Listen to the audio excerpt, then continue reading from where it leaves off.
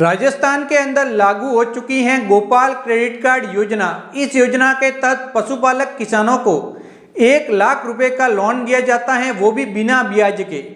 तो कोई भी किसान इस योजना में आवेदन करना चाहता है तो वो आवेदन करके इस योजना का बेनिफिट ले सकता है। इस योजना में ऑनलाइन आवेदन किस प्रकार से होता है, आवेदन के दौरान क्या क्या डॉक्यूमेंट लगते हैं, कौन से पशुपालक इस योजना में आवेदन कर सकते हैं, तो इस वीडियो के अंदर कंप्लीट डिटेल में जानकारी मिलने वाली है। तो वीडियो स्टार्ट करूं उससे पहले चैनल पे पहली बार आए तो एक बार चैनल को सब्सक्राइब करके ऑल नोटिफिकेशन ऑन जरूर करें, जिससे कि ऐसे ही और वीडियो सबसे पहले आप तक पहुंच सके। तो आइए दोस्तों स्टार्ट करते हैं वीडियो। गोपाल क्रेडिट कार्ड योजना में ऑनलाइन आवेदन करने के लिए सबसे पहले एसएसओ पोर्टल पे आना है। इसी वीडियो के नीचे लिंक मिल जाएगा। फिर अपनी एसएसओ आईडी, पासवर्ड व कैप्चा डाल के लॉगिन करना है। अगर एसएसओ आईडी बनी हुई नहीं है तो यहाँ पे क्लिक करके नई एसएसओ आईडी बना सकते हैं। नई एसएसओ आईडी बनाने का वीडियो पहले ही बना हुआ है, इसी वीडियो के नीचे लिंक आपको मिल जाएगा। तो उसके बाद आईडी पासवर्ड डाल के लॉगिन हो जाएंगे। उसके बाद सर्च के अंदर आपको सर्च करना है राज सहकार। जैसे ही आप राज सहकार लिख के सर्च करेंगे तो यहाँ पे राज सहकार ऐप आपको दिखाई देगा। अभी आप स्क्रीन पे देख सकते हैं। तो यहाँ पे इस आइकन पे क्लिक करना है। इस पे क्लिक करते ही राज सहकार पोर्टल पे आप पहुंच जाएंगे और यहाँ पे आपको ऑप्शन मिलेगा गोपाल क्रेडिट कार्ड योजना वाला, और यहाँ पर भी मिलेगा जीसीसी हेतु आवेदन करें।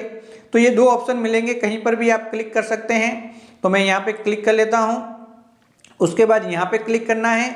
उसके बाद कौन कौन से पशुपालक इस योजना में पात्र हैं, तो यहाँ पे बताया गया है कि पशुपालक प्राथमिक दुग्ध उत्पादन सहकारी समिति का सदस्य होना चाहिए।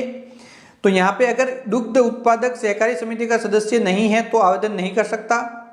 दूसरा है कि पशुपालक द्वारा दुग्ध उत्पादन से मतलब यहाँ पे जो दुग्ध उत्पादन सहकारी समिति का सदस्य हैं वहाँ पे वो दूध का बेचान करता हो, ये भी जरूरी है। और पशुपालक ग्राम सेवा सहकारी समिति का निवासी हो, यानी कोई भी ग्राम सेवा सहकारी समिति के एरिया के अंदर वो निवास कर रहा हो, तो ये तीनों ही नियम पूरे करता है, वो आवेदन कर सकता है। अब आवेदन के दौरान क्या क्या डॉक्यूमेंट लगेंगे, तो यहाँ पे आवेदक का पैन कार्ड व आधार कार्ड लगेगा। समिति द्वारा दूध भुगतान करने वाला जो बैंक खाता, यानी कि जो भी आप दूध बेच रहे हैं, जिस बैंक खाते में पैसे आ रहे हैं वो बैंक खाता यहाँ पे लगेगा। आपकी सोसाइटी का नाम व सदस्यता क्रमांक की जरूरत पड़ेगी, जहाँ पे दूध बेच रहे हैं उसकी सोसाइटी का नाम व सदस्यता क्रमांक लगेंगे। रहन हेतु कोई भी संपत्ति होनी चाहिए आपके पास, या कृषि भूमि होनी चाहिए या फिर कोई पट्टा वगैरह होना चाहिए, तो वो रहन में आपको रखना होगा। कृषि भूमि है तो कृषि भूमि का विवरण आपको यहाँ पे देना होगा। यहाँ पे देख सकते हैं 5 नंबर पॉइंट। 6 नंबर पॉइंट है सहकारी समिति अन्य वित्तीय संस्था के लिए जो फसली ऋण आप लेते हैं उसकी जानकारी की जरूरत पड़ेगी कि फसली ऋण आपने लिया है कि नहीं। 2 अमानतदारों की डिटेल चाहिए, यानी कि 2 अमानतदार हैं उनके आधार कार्ड, पैन कार्ड, और यहाँ पे एक फोटो और सिग्नेचर लगेंगे। और एक अनुशंसा पत्र है उनका, जो कोई दुग्ध उत्पादक सहकारी समिति आपको देगी, उसका फॉर्मेट मैं आपको आगे बता दूंगा। तो उस फॉर्मेट पे साइन करवा के लाना है समिति से और वो ऑनलाइन अपलोड करना। तो आवेदन करने के लिए यहाँ पे क्लिक करके जस्ट आप आगे बढ़े पे क्लिक करेंगे। जैसे ही आप आगे बढ़े पे क्लिक करेंगे तो यहाँ पे जन आधार कार्ड संख्या मांगे जाएंगे। जन आधार कार्ड संख्या यहाँ पे दर्ज करने के बाद विवरण प्राप्त करे पे क्लिक करना है। परिवार के सदस्य सभी आपको दिखाई देंगे। तो उस परिवार के सदस्यों में से जैसे विवरण पे क्लिक किया ये सदस्य दिखाई देंगे, तो सदस्य को सिलेक्ट करेंगे जिसका फॉर्म भरना है। फिर इस प्रकार से मोबाइल फोन नंबर दिखाई देंगे। ओटीपी पे क्लिक करेंगे, एक ओटीपी नंबर मोबाइल पे भेज दिए जाएंगे। वह ओटीपी नंबर यहाँ पे दर्ज करने हैं। ओटीपी नंबर दर्ज करने के बाद ओटीपी सत्यापित करे पे क्लिक करना है। जैसे यहाँ पे क्लिक करेंगे फॉर्म खुल जाएगा। तो पशुपालक का व्यक्तिगत ब्यौरा आ जाएगा, नाम, पिता का नाम, जन्म दिनांक, वर्ग, यहाँ पे आधार कार्ड नंबर डालने हैं, pan card number, mobile phone number. यहाँ पे आधार कार्ड 2 MB साइज के अंदर अपलोड करना है और यहाँ पे पैन कार्ड अपलोड करना है, और व्यक्तिगत जानकारी पूरी हो जाएंगी। उसके बाद पशुपालक का पता, तो जन आधार कार्ड वाला डालना चाहते तो यहाँ पे क्लिक करना है। अलग से डालना चाहते तो इस वाले भाग के अंदर कंप्लीटली एड्रेस फिलअप कर लेंगे। ये एड्रेस वाला भाग है, यहाँ पे एड्रेस फिलअप करना है। यहाँ पे एड्रेस फिलअप करने के बाद यहाँ पे आएंगे पशुपालक किस ग्राम सेवा सहकारी समिति के क्षेत्र के अंदर निवास करता है।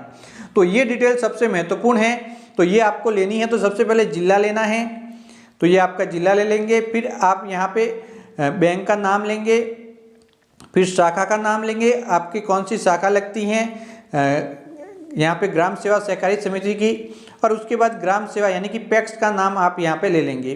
क्या पशुपालक द्वारा दुग्ध का बेचान डेयरी सहकारी समिति को किया गया है, तो हाँ लेना है और डेयरी सहकारी समिति का नाम लिखना है और आपके जो सदस्यता क्रमांक है डेयरी सहकारी समिति में वह यहाँ पे लिख लेने हैं। तो ये आ करके लिखना जरूरी है। अब किसान के पास कितने, यानी जो पशुपालक है उसके पास कितने पशु हैं, तो गाय कितनी है वो यहाँ पे लिखना है, उसके बाद भैंस कितनी है वो यहाँ पे लिखना है, अन्य कोई पशु हैं तो वो यहाँ पे लिखना है, कुल पशु यहाँ पे आ जाएंगे। अब यहाँ पे कुल कितना का दूध बेचा गया है, जो डेयरी सहकारी समिति को दूध बेचा गया है वो कितने रुपए का बेचा गया है, तो वो यहाँ पे आपको लिख लेना, सालाना लिखना है। यदि पशुपालक पैक्स लैब्स का सदस्य है तो यहाँ पे लिखना है हाँ, नहीं है तो नहीं, तो हाँ है तो यहाँ पे सदस्यता क्रमांक लिखने हैं। जहाँ से हम फसली ऋण लेते हैं तो वहाँ से पैक्स वगैरह का जो भी सदस्य है तो यहाँ पे सदस्यता क्रमांक विवरण अंकित करना है। तो ये वाला भाग पूरा कंप्लीट हो चुका है। उसके बाद दोस्तों पशुपालक के परिवार के सदस्य आ जाएंगे, तो जो परिवार के सदस्य हैं उनको सिलेक्ट कर लेना है। ये वाला भाग सिंपल है, इसमें कोई इतना ज़्यादा है नहीं। उसके बाद दोस्तों परिवार के सदस्य यहाँ से सिलेक्ट कर सकते हैं, यहाँ पे सिलेक्ट का ऑप्शन है। परिवार के सदस्य सिलेक्ट करने के बाद पशुपालक के बैंक खाते का विवरण भरना है यहाँ पे, जिसके अंदर यहाँ पे जो दूध के पैसे आते हैं वो लेना है। तो यहाँ पे बैंक वगैरह, शाखा वगैरह, और पशुपालक द्वारा रहन हेतु प्रस्तावित संपत्ति है, कौन सी संपत्ति है, तो कृषि संपत्ति कितनी है वो यहाँ पे कृषि संपत्ति का विवरण यहाँ पे लिखना है और उसका वर्तमान मार्केट मूल्य क्या है वो लिखना है। तो दोस्तों देख सकते यहाँ पे लिखना है जो वर्तमान बाजार मूल्य और जमाबंदी की नकल यहाँ पे अपलोड कर लेनी है।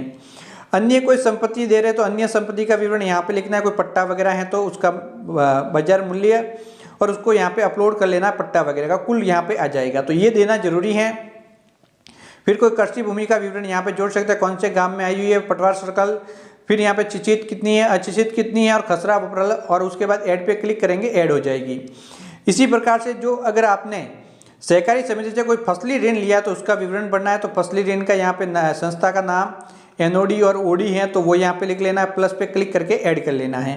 तो ये भूमि का विवरण हो गया। फिर दोस्तों दो जमानतदार लिखने हैं, नाम, पिता का नाम, जन्म दिनांक, Jan Aadhaar card, PAN card, mobile phone number और पता, और यहाँ पे उसके भूमि का विवरण भरना, मूल्य कितना है भूमि, उसके बाद जो संपत्ति है जमानतदार के पास, और जमानतदार का एक फ़ोटो यहाँ पे अपलोड करना है और यहाँ पे हस्ताक्षर अपलोड करने हैं। तो ये काम यहाँ पे करना है और इसी प्रकार से दूसरे जमानतदार की डिटेल भी इस प्रकार से यहाँ पे वापस सेम टू सेम भर लेनी है जिसकी दूसरे की डिटेल है। उसके बाद आता है अन्य विवरण। डेयरी सहकारी समिति की अनुशंसा प्राप्त अपलोड करें, यानी कि एक अनुशंसा लानी है और वो अपलोड करनी है, ये सबसे महत्वपूर्ण है। तो यहाँ पे जैसे ही क्लिक करेंगे तो एक यहाँ पे फॉर्मेट आपको दिखाई देगा, तो यहाँ पे क्लिक करके इसको आप डाउनलोड कर लेंगे। यहाँ पे देख सकते हैं ये वाला फॉर्मेट है और यहाँ पे जो दुग्ध उत्पादन सहकारी समिति है उसके अध्यक्ष व सचिव के हस्ताक्षर करवा लेंगे और इसको कम्प्लीटली वहाँ से फिलअप करवा के लेके आएंगे और इसको स्कैन करके यहाँ पे ऑनलाइन अपलोड कर लेंगे आवेदन के दौरान 2 MB से कम साइज के अंदर। अब वांछित साख सीमा ऋण कितना चाहिए, जो डेयरी सहकारी समिति के द्वारा कितनी अनुशंसा की गई है और किस उद्देश्य से लोन चाहिए वो यहाँ पे उद्देश्य लिख लेना है। यहाँ पे दोस्तों देख सकते हैं अलग अलग सभी उद्देश्य दिए गए हैं। क्या पशुपालक केंद्रीय सहकारी बैंक में बचत खाता है, तो बचत खाता होना जरूरी है, तो हाँ लेना है। फिर जिला वगैरह यहाँ पे बचत खाते की डिटेल भरनी है। अगर आप नहीं लेंगे तो आपको बैंक खाता खोलने के लिए कहा जाएगा, यानी कि इसकी ज़रूरत पड़ेगी, तो आप हाँ पे क्लिक कर लो और हाँ पे क्लिक करने के पहले से जो खाता है तो यहाँ पे जिला, ब्रांच, बैंक शाखा और यहाँ पे बैंक शाखा IFSC कोड और यहाँ पे स्विच फाइल के क्लिक करके अपलोड। तो ये केंद्रीय सहकारी बैंक के अंदर खाता होना चाहिए, दूसरे खाते नहीं चलेंगे। अब यहाँ पे जो भी आपको लोन मिलेगा उसके खर्च किस प्रकार से करेंगे तो उसका कोटेशन बना के यहाँ पे अपलोड कर लेना है स्विच फाइल के अंदर, जो कि 5 MB से कम का होना चाहिए। पूरा विवरण भरेंगे कि कितने में क्या क्या चीज़ की खरीद करेंगे। उसके बाद यहाँ पे सबसे क्लिक करके टिक करके सेव पे क्लिक करना है और आपका आवेदन सबमिट हो जाएगा। उसके बाद यहाँ पे दिखाई देगा आपका आवेदन, मेन पेज पे आएंगे तो, और यहाँ पे आपका उसका स्टेटस बताएगा, तो यहाँ से आप बड़े ही आसानी से उसका स्टेटस देख पाएंगे और जो भी ऑब्जेक्शन आएगा वो कार्य के अंदर बता देगा। तो इस प्रकार से आप इसके अंदर ऑनलाइन आवेदन कर लेंगे। ये तरीका था गोपाल क्रेडिट कार्ड योजना में ऑनलाइन पंजीयन करने का। मैंने स्टेप बाय स्टेप कंप्लीट जानकारी दी है, आप कंप्लीट डिटेल में समझ चुके होंगे। जानकारी अच्छी लगी हो तो चैनल को सब्सक्राइब भी करना है, ऑल नोटिफिकेशन भी ऑन करना है। तो बाय बाय दोस्तों।